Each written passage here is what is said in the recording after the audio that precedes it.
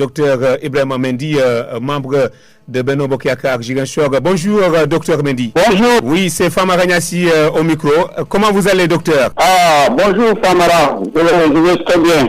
Merci beaucoup. On vient d'écouter le discours du chef de l'État, l'adresse du chef de l'État qui acte le report de la présidentielle du 25 février en attendant que les travaux de l'Assemblée nationale finissent. Comment appréciez-vous la sortie du chef de l'État? D'abord, Famara, permettez-moi de saluer tous les Ziguinchorois et les Sénégalais également, et tous les Sénégalais épris de paix. Je pense que le discours du président, on l'a bien écouté et on a suivi, les Sénégalais ont suivi les péripéties du processus électoral, surtout le dernier volet de ce processus, c'est-à-dire le parrainage. De quoi s'agit-il? Après la sortie de la liste définitive des candidats, un parti comme le PDS s'est plaint. Ils se sont plaints, ils ont même accusé des membres du Conseil constitutionnel d'être corrompus. Et je pense que ces accusations sont extrêmement graves. Dans tous les cas, pour moi, c'est important de clarifier toutes ces accusations. Et comme le président l'a dit, avant d'en finir avec ces accusations, on s'est rendu compte qu'il y a une candidate à la présidentielle qui a une double nationalité, dont sa double nationalité a été prouvée et partagée sur tous les réseaux, au niveau de tous les médias. Et je pense que pour une stabilité du Sénégal, un Sénégal de paix, tous les acteurs politiques doivent accepter cette décision du président. Je ne peux pas dire le président parce qu'il s'est basé, il a bien dit que lui, en tant que président de la République, il ne peut pas prendre cette décision de par la séparation des pouvoirs. Il s'est basé sur la requête du PDS à l'Assemblée nationale. Il s'est basé sur le décret qu'il a signé ce matin, qui a abrogé le décret qui a mis en branle le processus électoral pour, dans un premier temps, arrêter, reporter les élections, le temps de voir clair par rapport à ce qu'on reproche et le Conseil constitutionnel et le parrainage. Je pense que c'est important et pour moi, je supporte cette décision du président parce que sinon, on va aller aux élections et puis après, il y aura des contestations. Nous serons dans une situation vraiment difficile à gérer. Autant repousser et mieux organiser les élections pour que tout le monde trouve son compte dans cette élection. Pour moi, c'est très important, bien sûr, tout en respectant les lois de la République du Sénégal. Monsieur Dr Mendy, est-ce que c'était pas mieux que le Conseil constitutionnel démissionne et puis qu'on trouve d'autres voies, parce que ce qui est en train de se faire ou de se passer au Sénégal est inédit? Oui, vous savez que le Conseil constitutionnel démissionne, vous savez qu'on ne peut pas obliger les membres du Conseil constitutionnel à démissionner. Ça, c'est laissé à leur appréciation personnelle. Et comme ils n'ont pas démissionné, les autres voies, il y a d'autres voies de recours pour pouvoir reporter cette élection. Et je pense que le président a respecté les lois du Sénégal, parce que c'est le décret qu'il a signé.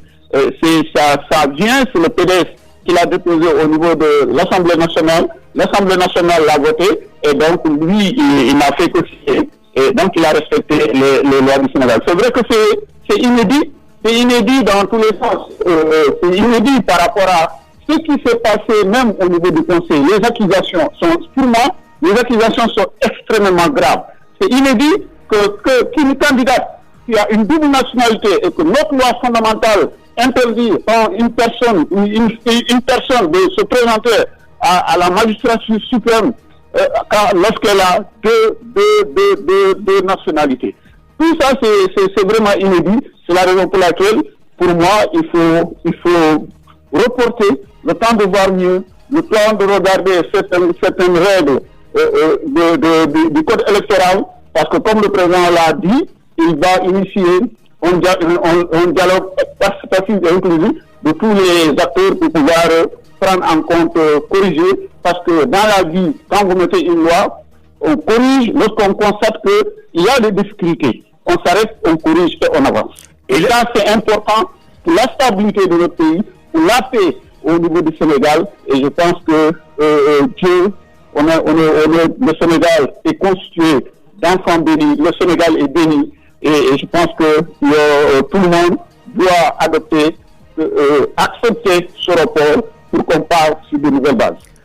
Docteur Mendy, on voit que le chef de l'État a pris cette décision de manière unilatérale ou avec une partie de sa coalition, Benno Bokk Yakaar, parce qu'il a consulté le président de l'Assemblée nationale qui est de Benno Bokk Yakaar, la présidente du HCCT qui est de Benno Bokk Yakaar, le président du Conseil économique, social et environnemental qui est de Benno Bokk Yakaar. Est-ce que vous pensez que le dialogue qu'il a appelé de ses voeux sera entendu par l'opposition? Oui, je pense que d'après les infos que moi j'ai, c'est vrai que le président il doit de réserve, il ne va pas mettre sur la place toutes les personnes qu'il a rencontrées, toutes ce que je cherche, les informations que j'ai, au-delà de ces institutions que vous venez de citer, il y a aussi des acteurs importants de l'opposition qu'il a pu rencontrer.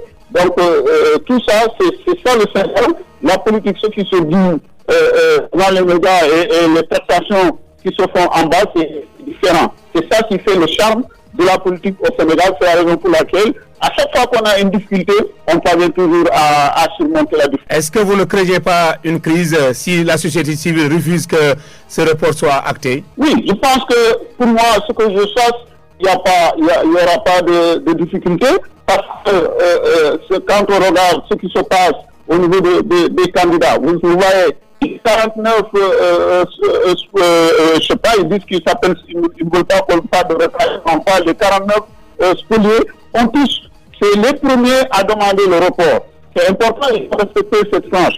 Et même parmi ceux qui sont passés, on a vu dans les médias, certains candidats se prononcer pour ce report afin de pouvoir mener à bien cette élection. Je pense que pour moi, à mon humble avis, par rapport à mon analyse, par rapport à tout ce qui se passe depuis le début jusqu'à présent, c'est la meilleure solution.